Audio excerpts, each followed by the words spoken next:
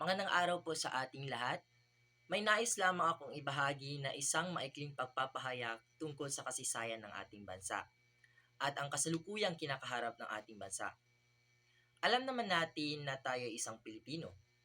Isa tayong lahi na pinagmamalaki ang ating kasaysayan ng pagkakaisa at pakikibaka para sa ating kalayaan.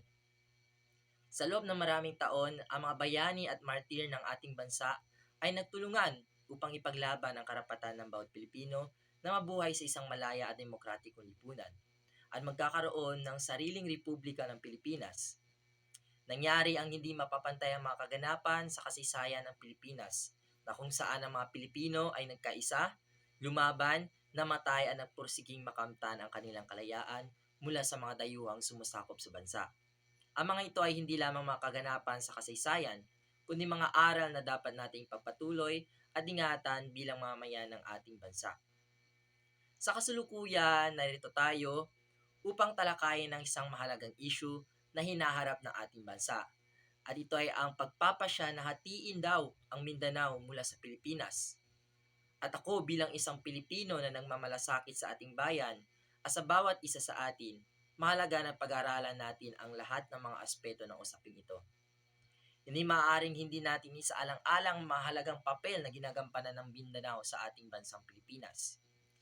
Ipinakita natin mga taga Mindanao ang ating dedikasyon at pagsuporta sa pagtataguyod ng ating bansang Pilipinas. Sa paanong paraan, mayaman tayo sa kultura, likas na yaman, at mga mamayang na handang magbigay ng kontribusyon sa pag-unlad ng ating bansa. Kaya kung titingnan natin, malaking kawalan ang pagkakahiwalay ng Mindanao sa pagpapaunlad ng ating bansa. Subalit, hindi lang basta internal na usapin ang kinakaharap natin. Sa kasalukuyan kung ating titignan, may mga banta mula sa ibang bansa, tulad na lamang ng China, na naisakupin ang ating teritoryo sa South China Sea.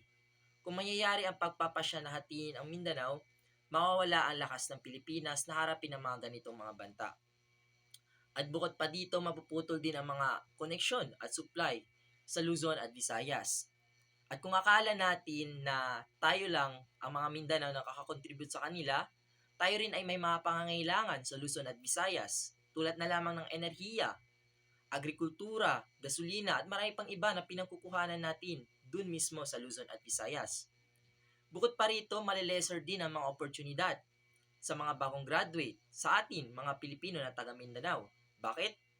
Dahil madami ang pumupunta sa Luzon at Visayas para magtrabaho, lalo na dun sa Manila. Dahil walang mga oportunidad na may bibigay dito sa Mindanao. At kung mangyayari ang paghihiwalay, kailangan na ng bawat isa ng visa upang pumunta sa Luzon at Visayas. Ito ay magdudulot pa ng paglilimita sa mga oportunidad at pagkakataon para sa mga kabataan na bagong graduate at mga Pilipino na nandito sa Mindanao. Kaya naman ako ay matapat na naniniwala na hindi dapat ituloy ang pagpapasya na ito. Sa halip, dapat natin ipagpatuloy ang ating pagsisikap ng pagkakaisa at pagtutulungan upang maisulong ang tunay na pag-unlad at kapayapaan sa buong bansa. Isa pa rito, bilang Pilipino ang nag-aaral na maging guro sa signaturang Filipino, handa ba tayong iaalay ang ating pagsisikap na pupunta lamang sa wala? Yung wika ng pambansang Pilipinas na ating pinag-aaralan araw-araw, binibigyang halaga at importansya sa mga ninanais pagyamanin ang kultura, kasaysayan, panitikan at paniniwala ng bansang Pilipinas. At bilang isang Pilipino, handa ba tayong iaalay ang lahat ng ito? At kapag tayo ay sasang-ayon, handa nyo bang talikuran ang pagiging Pilipino para makamit lamang ang plano ng namumuno na walang seguridad kung ito'y magiging epektibo ba? Nasa atin ang desisyon. Kaya ang panghuli, ito lang ang masasabi ko, habang pinapalakas natin ang ating sarili, tandaan natin na ang pagkakaisa at pagrerespeto sa isa't isa ang susi sa pagkakaroon ng matilinong desisyon. Yun lamang po at maraming salamat.